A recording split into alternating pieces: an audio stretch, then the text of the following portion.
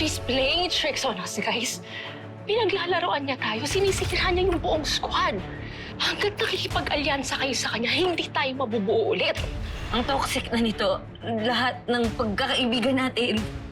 Tama ka, Sugar. Who needs toxic friends? You're both hopeless. I'm just glad we're no longer friends. Bakit ito lang? Wala pa ito sa kalahati ng hinihingi mo. Yan lang talagang perang kaya ko. Take it, so we can live in peace. Ibigay mo ng buo yung pera ko kung ayaw mo mag-rest in peace. Huwag mo akong didiktahan!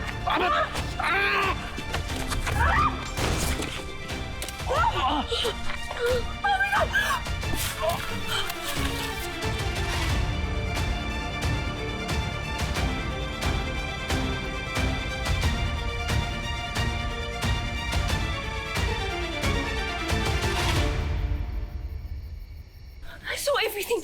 Pinatay mo siya. Now that you got me, papatayin mo rin ba ako? Ha? Now that you got me, sige, shoot me! Huwag na sa mukha ko, okay? Ayoko bakit ako mamatay. Pero sige, patayin mo na ako. Go! Patayin mo na ako. Patayin mo rin ako parang siya.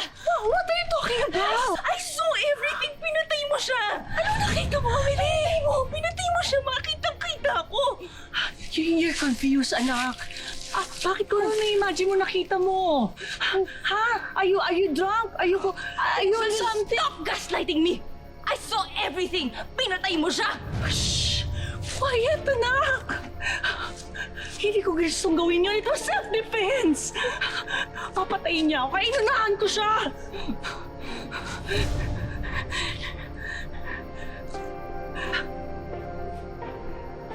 Bakit may galit sa'yo yung jigger na yun? Ha? Bakit? Jigger, killed by Ron. Na-witness yun ng dad mo. Hindi lang siya nakapagsumbong dahil nawala yung ebidensya. Yung pala gusto niyang iset up ang daddy mo as the killer.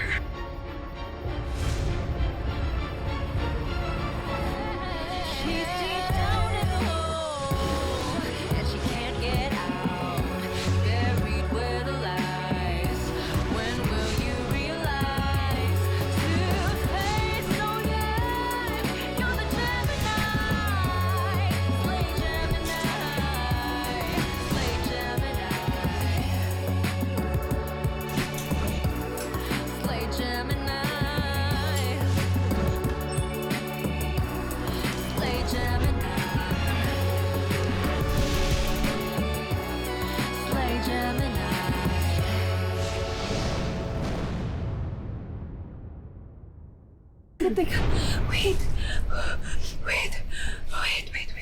Okay. Kung totoo man yan, bakit kailangan magtago ni Daddy? Ha? Bakit kailangan mong suhulan yung jigger na yan? Ano ba nangyayari, Ma? Ano ba nangyayari? Anak, si Jigger ang sumira sa daddy mo. Siya rin lang makakapaglinis nito. Pero ang dami nang hinihingi. Ang laki ng pera hinihingi niya. Sabi ko, negotiate naman tayo, pero ayaw niyang pumayag. Papatayin niya raw niya tayo. Kaya kinuha ko yung baril. Hindi ko sinasadya. Ito to kayo, anak. Okay, calm down. Okay, calm down. Calm down.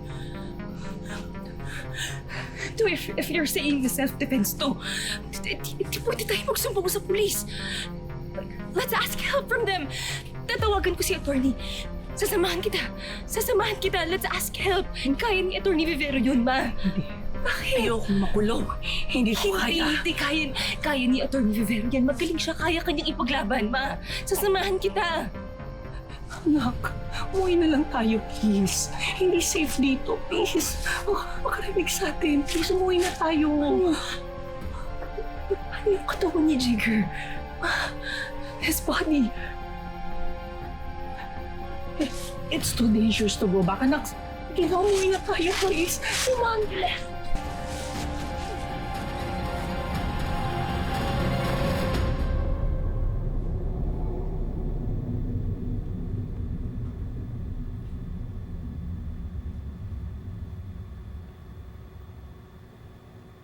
Anak, totoo ba to? Fugitive na si Hector? May Naiinis na ako sa sarili ko. I just want to call A. Pero hindi ko alam kung paano magsisimula. Okay, galit pa rin si Liv sa akin. Maybe I should just call Liv and just explain to her everything that's happened. Anak, huwag ka nang makisawsaw. Pabayaan mo na sila. Alam mo, malas nila. Naging tatay nila tulad nito. Yabang niya. Tinaboy tayo para mga pusa. O ngayon? Sino ngayon ang parang pusa? Kal. Dad.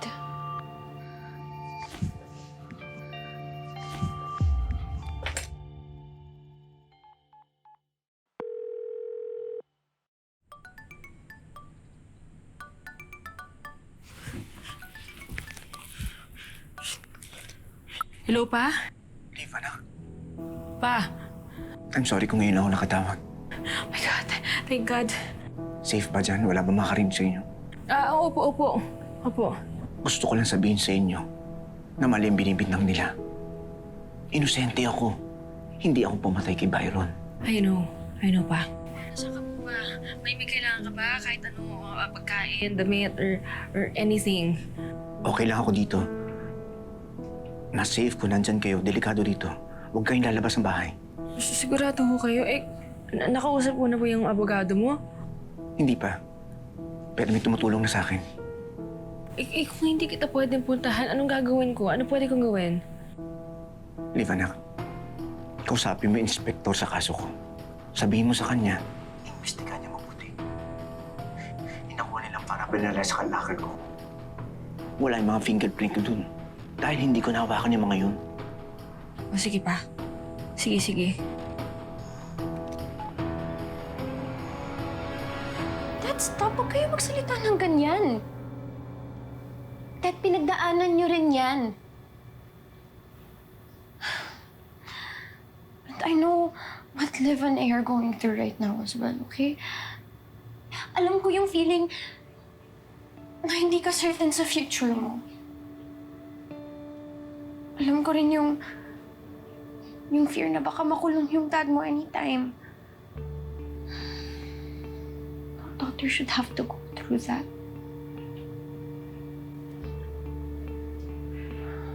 Tsaka naawa din ako kay Tito Hector. Pinatira pa nga niya ako sa bahay nila, di ba? Dad. Yana.